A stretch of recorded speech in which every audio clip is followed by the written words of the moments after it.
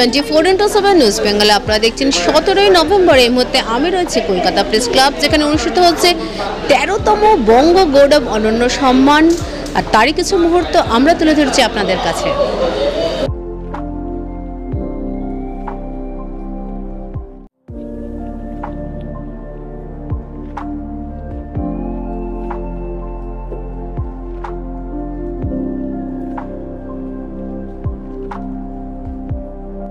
Reporters and photographers অ্যাসোসিয়েশনের উদ্যোগে Glamour গো fashion ও অলোক ফাউন্ডেশনের সহযোগিতায় আয়োজিত এই 13তম বঙ্গ গৌরব অনন্য সম্মান অনুষ্ঠানে সমাজের বিবিধ ক্ষেত্র থেকে প্রতিষ্ঠিত ব্যক্তিত্বদের এই দিন সম্মান প্রদান করা হয় স্বর্ণপদক ও মেমেন্টো প্রদানে। এই দিন স্বর্ণপদক প্রাপকেরা হলেন দেবযানী চক্রবর্তী, শাইলদে বিশ্বাস, বীণা দত্তকর। এছাড়াও মেমেন্টো প্রাপকেরা হলেন সুসেন চৌধুরী, শুভ্রা নায়ক, গোপাল দেবনাথ, অরূপ গুহ, তপন জানা ও তারক ধর।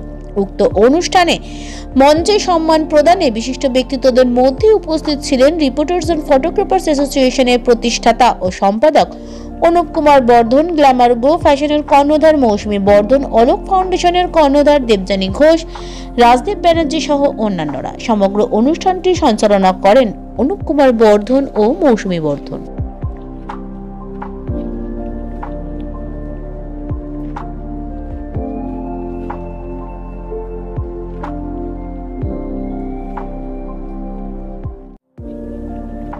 প্রথম কথা হচ্ছে, এবার মোট 9 জনকে করেছি, একজন আসেনি, তাই 8 জনকে দেওয়া হয়েছে, 3 জন গোল্ড মেডেল, আর 6 জন হচ্ছে ট্রফি সার্টিফিকেট। এবার আমরা প্রথম গিফট করেছি, একটা কাপের উপর লোগো দিয়ে করা হয়েছে। এখানে মডেল আছে বেশি, তারপর সমাজসেবা আছে, তারপর আমাদের আয়ুর্বেদিকের উপর দেওয়া হয়েছে, তারপর বলে দিলাম তো মোট 9 জন, তার মধ্যে একজন আসেনি, আছে 6 জন, মানে মোট 8 জন হয়েছে, আজকে একজন।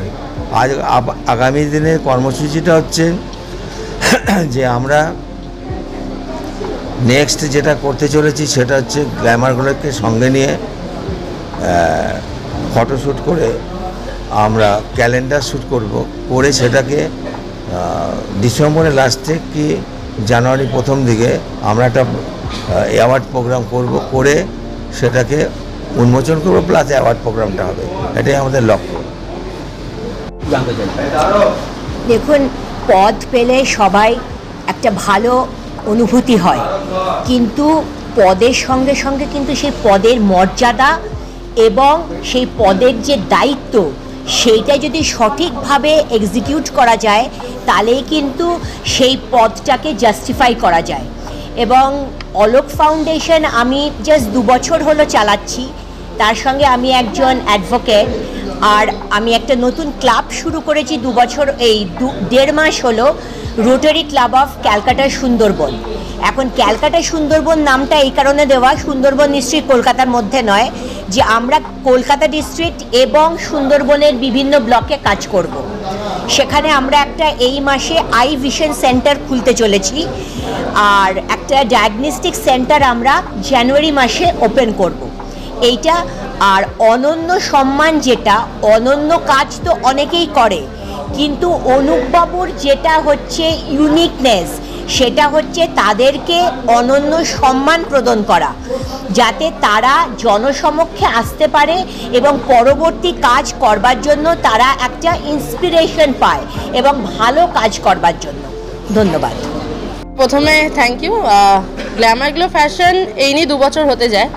গ্ল্যামার গ্লো ফ্যাশনের শুরুটা হয়েছে অ্যাকচুয়ালি ঠিক কথা যে আমার থেকেই, কারণ আমি মডেল ইন্ডাস্ট্রিতে প্রথমে যখন কাজ করতে শুরু করি তখন অনেক রকমেরই খারাপ ভালো মানুষের সম্মুখীনে পড়ি।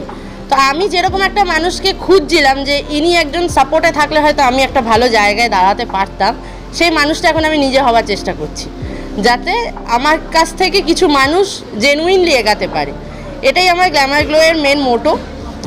চেষ্টা করবো গ্ল্যামার গ্লোকে নিয়ে আরও অনেক কাজ করা, যেমন রিপোর্টার ফটোগ্রাফার এত বছর ধরে কাজ করে যাচ্ছে, তেমনভাবে গ্ল্যামার গ্লো ফ্যাশনকে নিয়েও কাজ করতে চাই আর কাজ করব। সম্মান পেয়ে আমার তো খুবই ভালো লাগলো। পুরোটাই পাওয়া মৌসুমীর জন্য। সম্মান পেয়ে সত্যিই খুব ভালো লেগেছে, কারণ 10 বছরের আমার মডেলিং ক্যারিয়ার, মাঝখানে হয়তো আমি কিছুদিনের জন্য গ্যাপ দিয়েছিলাম। সেখান থেকে যেহেতু বেবি আছে, বেবির জন্য আমি গ্যাপটা দিয়েছিলাম। তারপরে যে নিজেকে আবার এভাবে আমি উঠিয়ে নিয়ে আসবো এটাও আমি ভাবিনি, সেটাও পেয়েছি মৌসুমীর জন্য। মৌসুমীর শো থেকেই আমার ফার্স্ট জার্নি শুরু, আর আজকে এই সম্মানটা সত্যি আমার খুব গৌরবের। ভীষণ আনন্দ হচ্ছে যে এই 16 বছরের এই জার্নিতে প্রথম এই অ্যাওয়ার্ডটা আমি পেলাম। তো সেই হিসাবে সত্যি এতদিনের জার্নিতে আমার এটা একটা বিশাল অ্যাচিভমেন্ট।